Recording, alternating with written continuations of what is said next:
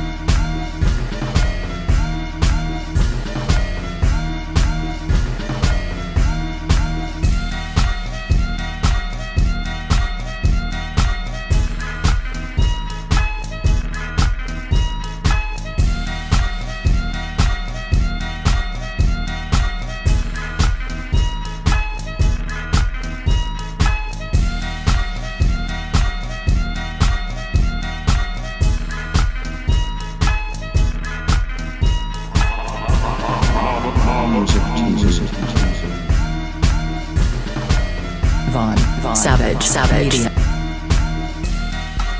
Von Savage Media.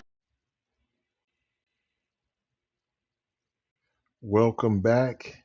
This is the Keep It P podcast. We take news, situations, and everyday occurrences, and we show how one could or cannot be keeping it P. This is an article out of Vibe by Preezy Brown. Sound lame. Tupac Shakur's alleged killer apparently had aspirations as a musical artist as he released a rap album and had plans of building a record label prior to his death. In an interview with VladTV, I wish I could be black in the place to be, Keefe D confirmed that Orlando Anderson, the man widely suspected to be the triggerman in Tupac's death, recorded and released an independent rap album in the 1990s.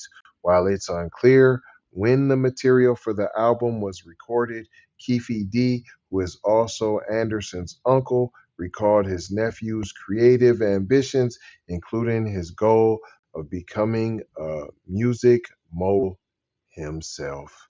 He was going to start a record company, the notorious gang member said of Anderson. Keefe D also shared Anderson was working with artists who would later become stars, such as West Coast rapper J.O. Felony. All of them used to come through, he said, of the notable talent in Compton, California, and its surrounding areas. However, he couldn't give much more context to the details of the recording and release of the album, as he was serving a federal prison sentence at the time of its creation. I had went to the Fed, so I didn't know what was going on with the album, Keefe D explained. I didn't really talk on the phone once you get in the Feds, because you know how they do. But once they was doing that, I went to the Feds, released via Success Records and Entertainment. The album, titled The Legendary, includes songs like What's Crackin', Seven Deadly Sins, I Keeps Rollin', and Can't See Me, the last of which is eerily similar to the title of Can't See Me, the opening track of Disc 2 of Tupac's 1996 album All Eyes on Me. Anderson's album initially surfaced online about 2 years ago to the surprise of many who were only familiar with his reputation as Pac's likely killer and history as an active gang member.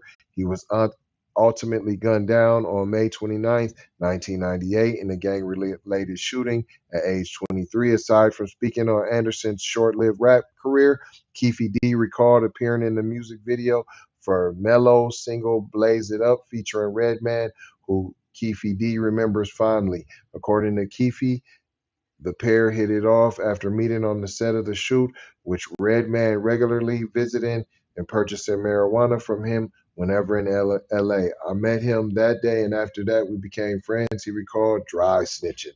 So, yeah, Redman used to pull up to that little spot. He used to get off the airplane, get in his taxi, pull up to my spot, Keefe D. I need that bud. He was ghetto. I liked him. He wasn't all bougie and stuff. Staying up top, I like puffing them. They never came to Compton. They was bougie. Redman was like, I like the hood. Don't watch part of Keefe D's interview on Vlad. I wish I could black TV. I ain't gonna hold you. What did we learn here? What did we learn here? I'm gonna just let fam get his little whoopty off. We don't disparage over here. Can you let the man rest in peace? Now, I understand you want to try to get your little 15 minutes and try to get some bread, but why everybody want to try to capitalize off the death and the blood and the Negro trauma porn of the black man? That's all I'm going to say about it. I ain't going to hold you. I'm just going to mold you, fold you, and scold you about being off code. Gonna leave you with 4 words, as we always do around this time. That's love, peace. Sometimes you need both pieces. You might need this piece to get that piece. Blessings. Be a blessing. Give a blessing.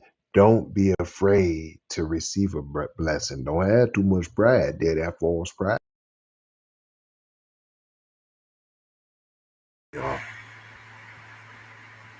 Love you. Von Savage Media. Von Savage Media.